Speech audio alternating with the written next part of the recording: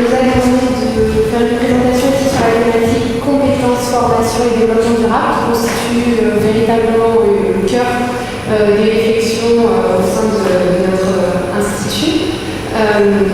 Plus particulièrement dans une des instances de l'IRFED qui s'appelle le Conseil d'orientation, qui se réunit plusieurs fois par an, et donc aujourd'hui on voulait vous proposer une petite synthèse des conclusions de ce Conseil d'orientation. Petit rappel juste sur l'IRFED, qui est, comme le précisait Philippe Maranchon, une société coopérative d'intérêt collectif. Dans le cadre du Conseil d'orientation, ça a son intérêt puisque ce statut nous permet d'associer des acteurs véritablement très différents au sein des différents collèges de l'IRFED, à la fois des collectivités, des acteurs publics, notamment le Conseil régional, l'ACA, l'Agence régionale de l'environnement, entre autres, un certain nombre d'entreprises dont les activités sont directement liées aux questions environnementales, entreprises de la distribution d'énergie, traitement des déchets, traitement de l'eau, etc. Un certain nombre de PRIDES, donc de pôles de compétitivité régionaux et éco-clusters qui travaillent aussi sur la thématique de l'environnement, qui rassemblent des entreprises du secteur de l'environnement. Des chambres consulaires, donc la Chambre régionale des métiers de l'artisanat, la Chambre régionale, la CCIR, Chambre du commerce et de l'industrie régionale, la CRES aussi, la Chambre régionale de l'économie sociale et solidaire. Et enfin un certain nombre de centres de ressources qui travaillent soit sur la thématique des compétences, de l'évolution des métiers, ou d'autres sur des thématiques environnementales et de développement durable, et évidemment les salariés également de l'IRFED, puisqu'on est donc coopérative.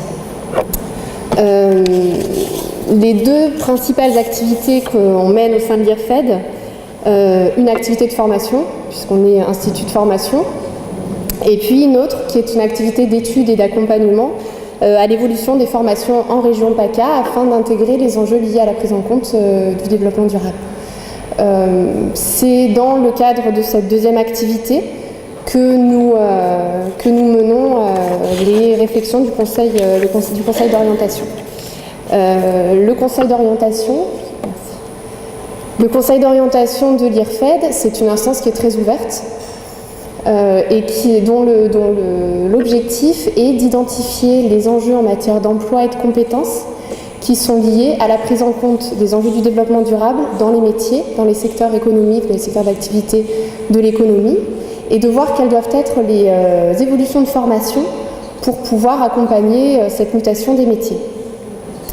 Donc, pour pouvoir mener ces réflexions-là, nous associons un panel divers d'acteurs, au-delà de simplement les sociétaires de l'IRFED. Nous associons les acteurs régionaux de la formation professionnelle, de l'éducation nationale, de l'enseignement supérieur, et j'en oublie, de l'apprentissage, etc. D'autres acteurs publics aussi, que sont les collectivités, que peuvent être l'ARC, selon les compétences qu'on va aborder dans le cadre de ces réunions. Les représentants des branches professionnelles, des partenaires sociaux et des experts de la thématique abordée. Chacune des réunions du Conseil d'orientation va traiter d'une thématique en particulier, d'un secteur d'activité qui peut être directement ancré dans l'économie verte, ce qu'on va appeler l'économie verte, mais aussi plus largement en partant du principe que finalement tous les métiers sont d'une manière ou d'une autre impactés par l'évolution, par la prise en compte des enjeux du développement durable. Juste pour revenir en arrière, juste très rapidement. Donc les métiers verts, pour cadrer un peu le contexte de réflexion du Conseil d'orientation, revenir sur la notion de métier vert, qu'on emploie nous beaucoup, mais qui n'est pas forcément connue de tous. Ce sont les métiers qui vont contribuer à mesurer, prévenir, maîtriser, corriger les impacts négatifs et les dommages sur l'environnement d'une activité. Parmi les exemples les plus parlants, on va avoir les métiers de l'assainissement, du traitement de l'eau, les métiers de l'énergie, les métiers de la préservation de la nature. Et puis à côté de ces métiers, on va avoir aussi tout un ensemble de métiers qu'on appelle verdissants, dont la finalité n'est pas directement environnementale, dont le cœur d'activité n'est pas de préserver l'environnement ni de corriger les impacts négatifs sur l'environnement, mais qui intègrent peu à peu ces dernières années de nouvelles briques de compétences pour prendre en compte les enjeux environnementaux, pour prendre en compte la dimension environnementale. Le secteur du bâtiment en la matière est un bon exemple de cette évolution, puisque avec les différentes réglementations, notamment la RT 2012, on a parlé plusieurs fois ce matin, la réglementation thermique 2012, les métiers sont amenés à évoluer pour faire en sorte que les bâtiments soient de plus en plus performants d'un point de vue environnemental, maîtrisent davantage les consommations énergétiques. À partir de ce contexte-là, on voit aussi des facteurs d'évolution des pratiques professionnelles qu'on a identifiés comme étant de 3 ordres. Le premier facteur, c'est celui de la demande sociale qui évolue, c'est-à-dire que les individus, les citoyens, qui sont aussi donc clients d'un certain nombre d'entreprises, sont de plus en plus sensibles à ces questions-là et vont avoir donc des exigences qui vont remonter auprès des entreprises qui doivent elles-mêmes intégrer cette nouvelle préoccupation environnementale de plus en plus forte pour faire en sorte de garder ses clients. Enercop, on l'a vu, fait partie de ces entreprises qui captent ainsi des citoyens qui sont sensibilisés à cette question de l'énergie. Le deuxième facteur d'évolution, c'est celui qui est lié aux normes et réglementations, qu'elles soient nationales ou internationales, en particulier européennes nous concernant, et qui vont imposer aux différents secteurs d'activité de prendre en compte les impacts environnementaux de leur activité en imposant un certain nombre de normes, par exemple sur des émissions, dans le secteur de l'eau avec différentes réglementations sur l'eau, qui peuvent aussi imposer des rapports extra-financiers pour les plus grandes entreprises et qui en la matière vont les obliger à se questionner sur leur impact environnemental, mais aussi des questions relatives à leur responsabilité sociale et sociétale. Un certain nombre d'écolabels aussi qui apparaissent dans des secteurs extrêmement différents. Le troisième facteur d'évolution est évidemment lié à l'économie, aux contraintes économiques qui pèsent sur les entreprises et notamment liées au renchérissement des ressources naturelles qui imposent aux entreprises la maîtrise de leur consommation énergétique. Donc ça, c'est les 3 grands facteurs qui peuvent être rapidement identifiés. Et à partir de ce contexte d'évolution, la réflexion du Conseil d'orientation, elle s'inscrit, je ne sais pas si vous voyez bien, mais elle s'inscrit dans 7 grandes commissions, ce qu'on a appelé des commissions, et dans chacune d'entre elles, les différents secteurs d'activité qu'on va étudier au cours des réunions vont être répertoriés. Cette typologie, elle reprend une typologie du Commissariat général au développement durable qui date de 2013 et qui visait ici à identifier des activités essentiellement dans le secteur des activités environnementales. On est surtout sur une question environnementale ici, que ce soit prévention, réduction des pollutions, protection de la nature, etc. À ces 6 commissions-là, nous, on a souhaité rajouter une commission qu'on a appelée transversale, parce que comme je vous le disais tout à l'heure, il nous semble que tous les métiers sont d'une manière ou d'une autre impactés par la prise en compte des enjeux du développement durable. Et donc, au-delà des métiers verts, tous les métiers peuvent être d'une manière ou d'une autre questionnés à l'angle de cette réflexion-là. Alors, pour rentrer dans le cœur du sujet, donc l'objet du questionnement du Conseil d'orientation de l'IRFED, ce sont bien les formations professionnelles, les formations qui forment à des métiers. On n'est pas sur des formations généralistes. Et le questionnement qui va se poser aux membres de ce Conseil d'orientation, c'est de voir comment les formations professionnelles doivent évoluer pour intégrer les enjeux liés à la prise en compte du développement durable dans les métiers. 2 niveaux de questionnement derrière cette interrogation. Le premier niveau, il concerne le développement ou l'acquisition de nouvelles compétences professionnelles. Le deuxième niveau de questionnement, il va concerner l'acquisition d'une vision systémique qui est propre à une démarche de développement durable et qu'on doit essayer de valoriser auprès des apprenants, apprentis, étudiants, stagiaires de formation professionnelle, etc. Alors, pour vous expliquer ce qu'on entend par ces 2 niveaux de questionnement. Le premier niveau de questionnement va concerner donc les attentes et les besoins de la part des milieux professionnels. Parce que, merci. Parce que, quand même, l'objectif d'une formation professionnelle, la finalité d'une formation professionnelle, c'est d'abord de répondre aux besoins des employeurs pour favoriser l'employabilité des personnes formées. Il n'est pas question de former des individus sur des métiers où ils ne trouveront finalement pas de travail, surtout dans un contexte de chômage qu'on connaît aujourd'hui. Donc on refixe bien systématiquement dans le cadre du conseil d'orientation cet objectif-là, qui est de évidemment partir d'une réalité. Donc on va partir des attentes des professionnels, identifier quelles sont les compétences techniques et professionnelles liées à la prise en compte du développement durable qui ont évolué, et donc de quelle manière les formations professionnelles existantes doivent prendre en compte ces évolutions. Est-ce qu'elles les prennent déjà en compte? Est-ce qu'elles doivent évoluer? Est-ce qu'il est nécessaire de créer de nouvelles formations pour y répondre? Dans une logique aussi d'anticipation par rapport à un futur souhaitable, donc de favoriser aussi anticiper les évolutions de l'économie sur la question de l'évolution des compétences. Les compétences techniques et professionnelles en question qui vont évoluer, c'est lié en général à une évolution technique, à de l'innovation technique et technologique qui va imposer l'acquisition de nouvelles compétences, qui va imposer une nouvelle manière de faire dans les pratiques professionnelles, ou liées aussi à des réglementations essentiellement qui vont imposer aussi de travailler d'une manière différente. À nouveau, je vais reprendre l'exemple du bâtiment parce qu'il est parlant. Pour éviter notamment les déperditions énergétiques dans le bâtiment, on a vu que ça faisait partie du plan d'action du schéma régional climat-air-énergie. Pour faire en sorte d'entrer dans ces objectifs-là, il faut évidemment faire évoluer les compétences des artisans du bâtiment pour qu'ils puissent intégrer toutes les évolutions techniques afin de rendre les bâtiments plus performants. En la matière, la formation doit donc évoluer en même temps pour former les artisans du bâtiment à ces nouvelles manières de faire.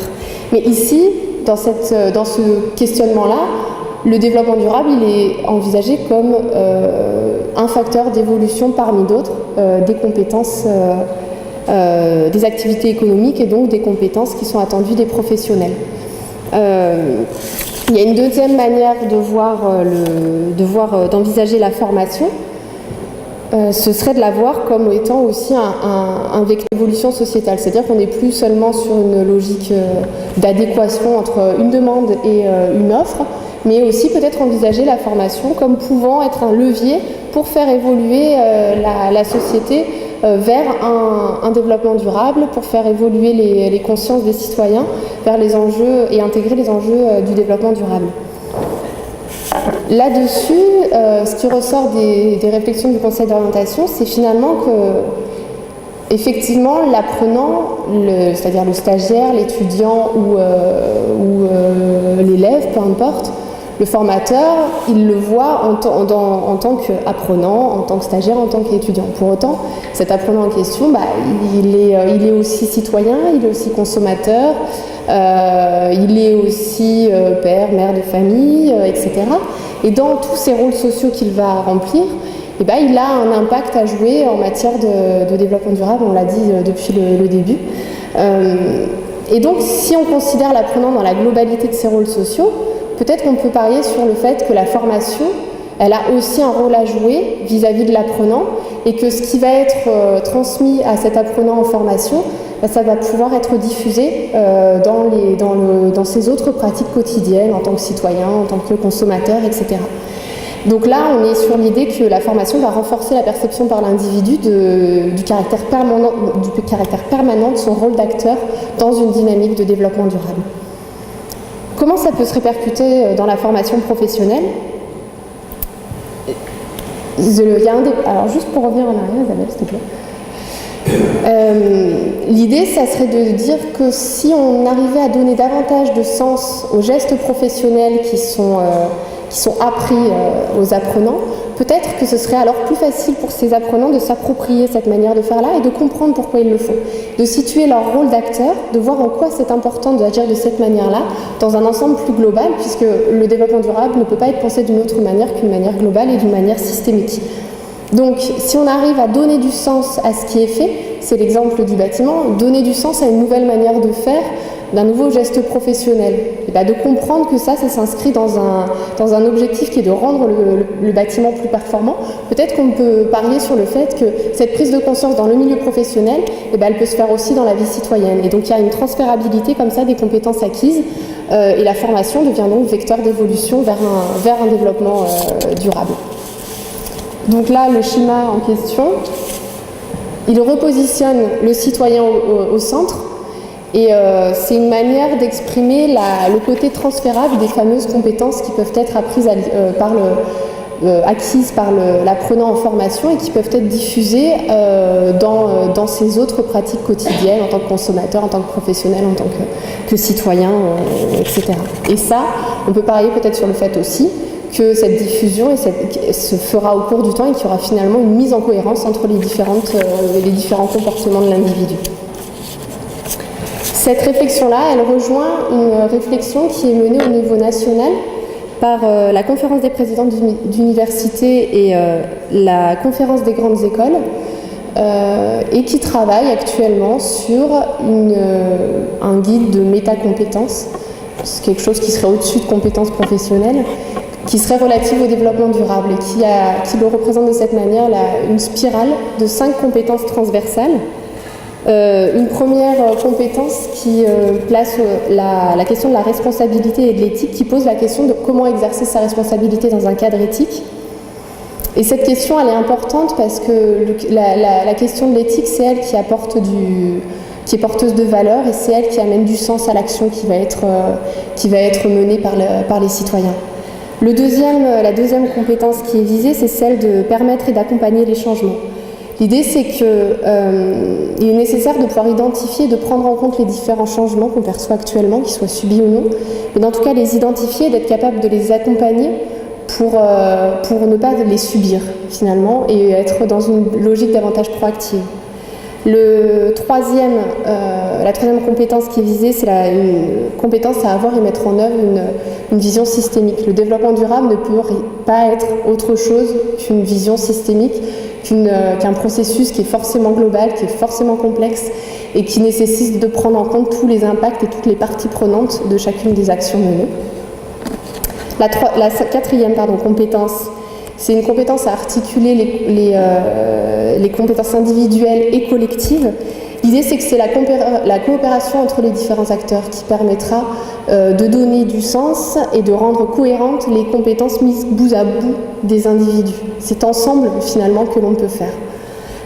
Et une cinquième, qui est une compétence à avoir et mettre en œuvre une vision systémique.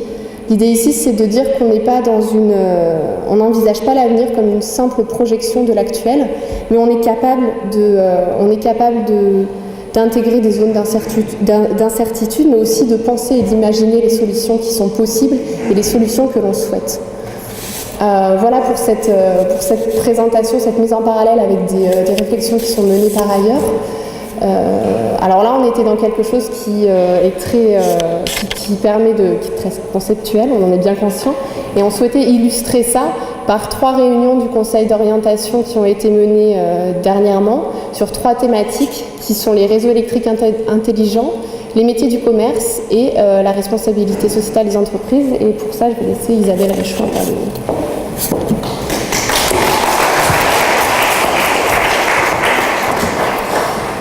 Voilà, donc au-delà de ces grandes réflexions sur le rôle de la formation dans la transition vers un développement durable, l'objectif du Conseil d'orientation, c'est bien de travailler sur des secteurs spécifiques et de voir en particulier quelles sont les évolutions de compétences relatives à l'introduction du développement durable dans ces différents secteurs d'activité, au regard des impacts que provoque le développement durable sur l'évolution des métiers, donc par secteur. Et pour ça, on réunit des entreprises du secteur, les acteurs de la formation, les acteurs institutionnels, etc.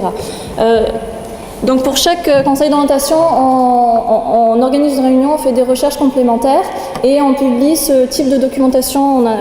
Vous avez 3 exemples ici que je vous invite à prendre si ça vous intéresse.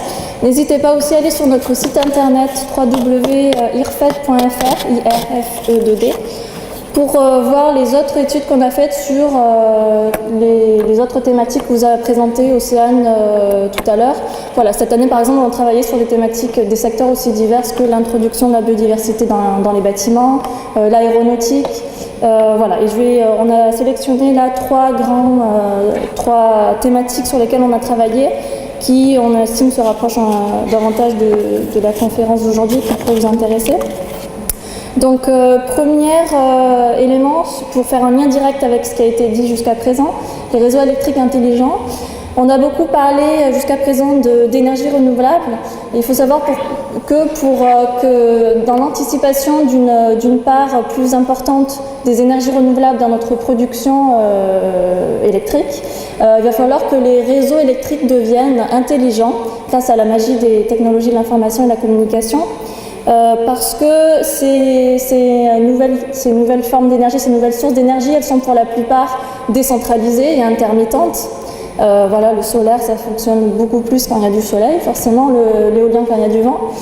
Et aussi décentralisées parce que les bâtiments eux-mêmes peuvent devenir maintenant producteurs eux-mêmes d'électricité, non pas que consommateurs d'électricité. Ce qui veut dire que les flux d'électricité vont être variables, intermittents. D'où cette notion de réseau électrique intelligent pour gérer ces flux divers d'électricité dans les réseaux. Les réseaux électriques intelligents ont aussi smart grids et ils sont reliés, ce schéma-là vous montre bien que les différents réseaux énergétiques qui se développent sur notre territoire, qui sont déjà présents, mais qui se développent et dont l'interconnexion se développe grâce aux technologies de l'information et de la communication. Ils sont à la fois d'ordre électrique mais aussi gazier. Il y a des interactions, par exemple le stockage de l'électricité qui devient problématique avec les énergies renouvelables peut être fait en transformant l'électricité en gaz pour schématiser, d'où cette interaction avec les réseaux intelligents gaziers qu'on appelle aussi smart pipes. Voilà, cette notion de réseau électrique intelligent, elle passe aussi par la mise en place de compteurs intelligents aussi dans les bâtiments, dans les habitations et dans tous les bâtiments, qui permettent donc de gérer le flux de consommation au temps près et aussi d'avoir des factures en lien direct avec les consommations réelles du client, du consommateur. Donc la mise en place de ce type de réseau électrique intelligent, ça demandera forcément des gros besoins en main-d'œuvre et en compétences. Pour ce qui est des besoins en main-d'œuvre aujourd'hui, il y a déjà 15 000 personnes qui sont employées en France sur le développement de ces réseaux. Et on prévoit une création de 10 000 emplois d'ici 2020 pour donc développer ces réseaux électriques intelligents. En ce qui concerne l'évolution des compétences, donc on a travaillé sur la question avec des acteurs de terrain. Alors l'idée, c'est qu'il n'y aura pas vraiment de nouveaux métiers. Donc ça, c'est une conclusion qu'on a souvent, quelle que soit la thématique abordée. Il y a très peu de nouveaux métiers qui sont, voire pas du tout dans certains cas, qui sont créés. Par contre, les métiers existants sont vraiment modifiés par la prise en compte de ces nouvelles thématiques. Là, en l'occurrence, les métiers dans les secteurs de l'énergie et des télécommunications sont impactés de manière assez substantielle. Donc voilà, vous avez un peu le résumé des principales compétences qu'on a identifiées pour différents métiers de ces filières. Je vous laisse, voilà. Les électriciens aussi, parce qu'ils sont en relation avec les clients, vont avoir besoin de compétences aussi sur tout ce qui est relation client et explication auprès des consommateurs des réseaux électriques intelligents et surtout des compteurs intelligents qui vont être installés chez eux. Voilà. Maintenant aussi, les consommateurs, ils vont pouvoir devenir ce qu'on appelle opérateurs d'effacement, c'est-à-dire qu'ils peuvent avoir un contrat avec leur fournisseur d'électricité pour réduire leur consommation en cas de pic de consommation au niveau territorial. Parce que donc, tout ce système de mix énergétique, il est plus efficace quand il y a le moins possible de pic de consommation. D'où ce nouveau service qui va pouvoir être développé notamment par les fournisseurs d'électricité et que les électriciens eux-mêmes pourront promouvoir auprès de leurs clients. Voilà, la question de la multidisciplinarité qui revient aussi beaucoup, en particulier pour les artisans du bâtiment qui sont aussi de plus en plus amenés à intervenir sur tout ce qui touche aux panneaux solaires, par exemple à leur maintenance et à leur installation. Voilà, en matière d'enjeux en matière de formation, la multidisciplinarité, donc je l'ai dit. La veille du marché, parce qu'il ne s'agit pas seulement, aussi des conclusions qu'on a identifiées dans ce conseil d'orientation, c'est qu'il ne suffit pas simplement d'adaptation ponctuelle, c'est un marché qui est très évolutif, et donc d'où la nécessité vraiment de collaborer entre entreprises et centres de formation pour suivre au plus près les évolutions technologiques et réglementaires qui sont très rapides dans ce secteur. Oui, alors, autre sujet, quand on parle de développement durable au sens large, en toile de fond, on a cette nécessaire évolution vers une économie circulaire. Donc là, vous avez en schéma simplifié ce qu'est une économie circulaire. Le simplifié, c'était une blague. Voilà, pour montrer globalement qu'il y a deux grands matériaux qui vont devoir être non plus extraits de l'environnement, consommés et jetés, comme c'est le cas dans notre économie, qui est une économie tout à fait linéaire, où on extrait et on jette. Ici, on voit aussi sur ce schéma que finalement le recyclage qui est beaucoup mentionné et beaucoup présenté comme la solution en matière d'économie circulaire, il ne constitue qu'une petite partie de l'ensemble des solutions à mettre en œuvre, puisque l'économie circulaire, donc cette réutilisation des ressources comme le fait le système naturel, finalement, qui réutilise, il n'y a pas de déchets dans le système naturel, il devrait théoriquement y en avoir le moins possible dans notre système économique si on veut qu'il soit durable. Ça passe non seulement par le recyclage des matériaux, mais ça passe aussi et surtout par une éco-conception des produits, c'est-à-dire dès la conception du produit, comment faire en sorte que ce produit ou ce service en question va consommer le moins possible de ressources et va pouvoir être réutilisé, etc. Donc je disais les grands flux, je n'ai pas terminé ma phrase, les grands flux, donc il y a à droite les flux de matériaux et à gauche évidemment les flux, les flux organiques qui eux pourront être réutilisés à la fois dans l'agriculture, pour la chimie du végétal aussi, ça a été l'un des thèmes dans nos derniers conseils d'orientation. Voilà. Le lien avec le commerce, donc ça c'était pour introduire les travaux qu'on a fait sur les métiers du commerce, parce que qui dit économie circulaire dit aussi une nouvelle manière, de nouvelles offres en matière de marketing, en particulier ce qu'on appelle l'économie de fonctionnalité, c'est-à-dire qu'au lieu chaque individu de posséder les biens, ils vont plutôt les louer. Le bénéfice, c'est que du coup, les fabricants vont être plutôt tentés de faire que les produits soient durables, puisqu'ils ne font que les louer aux consommateurs. Et ils restent propriétaires de ce produit. Ça se fait par exemple avec les voitures, avec les imprimantes dans les entreprises aujourd'hui. Voilà, ça participe un petit peu à une manière d'envisager l'économie circulaire, cette économie de fonctionnalité, donc cette logique de location et non plus de possession de produits. Voilà, donc ça suppose forcément aussi de nouvelles compétences et de nouvelles manières d'aborder le sujet dans les métiers du commerce.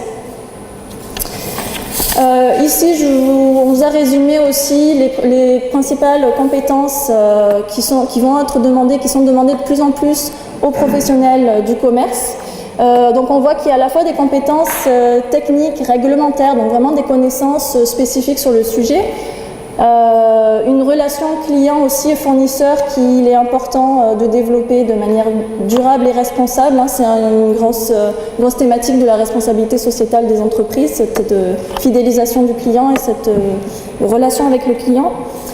Mais aussi, pour rejoindre ce que disait Océane tout à l'heure, il y a aussi des capacités qui sont de l'ordre plutôt des postures, des manières d'envisager son métier, des manières d'envisager son rôle dans l'ensemble de sa filière et de sa société.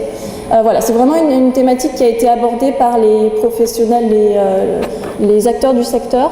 Cette nécessaire capacité d'adaptation, ce sens critique que devraient apporter les professionnels et les futurs professionnels au sein même de leur entreprise. Voilà.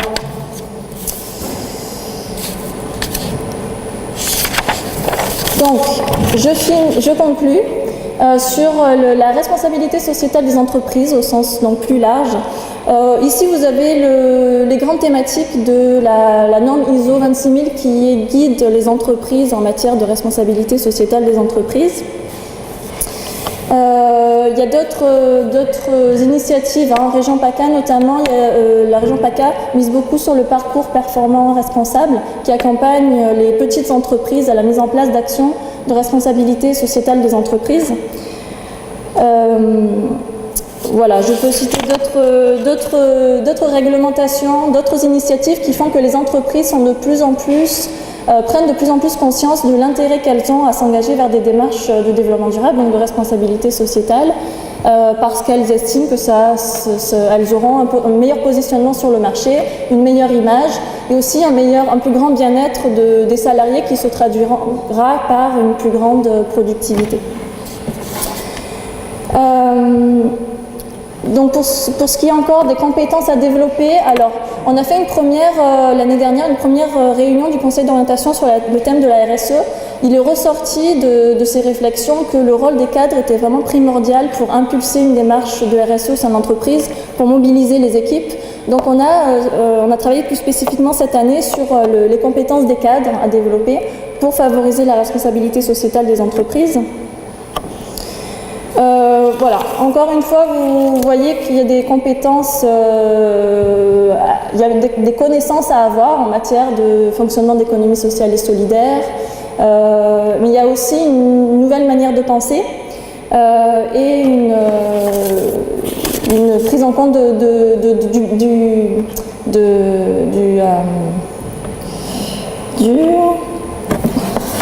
perds mes mots, bon, je laisse tomber le papier.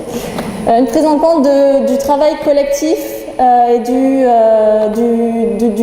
capital immatériel aussi de l'entreprise qui est très important de développer, parce que dans l'économie circulaire, théoriquement c'est une économie qui est moins intense en capital matériel, mais beaucoup plus intense en ingéniosité humaine et en action humaine, et donc d'où l'importance aussi de ces éléments à introduire dans la formation. Voilà, je vous laisse lire les différentes compétences qu'on a élaborées, qu'on a identifiées. Et en matière de formation, a été souligné dans ce conseil d'orientation, comme dans d'autres, dans la plupart des secteurs d'activité, c'est vraiment quelque chose qui revient, le fait qu'il n'est pas tant question de former des experts en responsabilité sociétale, des experts en développement durable, puisque les débouchés ne sont pas si importants dans ces domaines-là spécifiques. Par contre, l'importance d'infuser de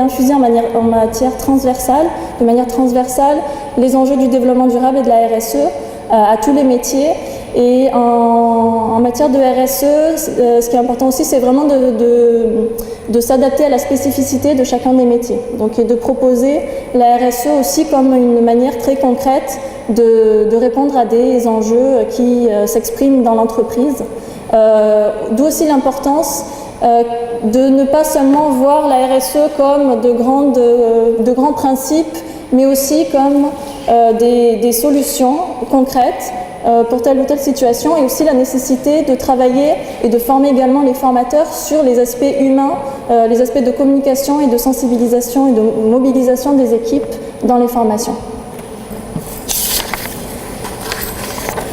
Voilà, a été souligné aussi, comme dans la plupart des conseils d'orientation, l'apprentissage comme une voie très intéressante pour préparer les futurs professionnels au monde de demain, la formation de formateurs, je l'ai dit, et la formation continue, évidemment. Il n'est pas seulement question de formation initiale, il est aussi question d'adaptation des professionnels déjà en place. C'est surtout vrai en matière de responsabilité sociétale des entreprises, où on voit que les nouveaux entrants sur le marché du travail qui ont été sensibilisés davantage aux questions du développement durable se heurtent parfois aux barrières psychologiques et aux pratiques de l'entreprise elle-même, d'où l'importance aussi, bien sûr, de former les acteurs, les professionnels déjà sur le terrain.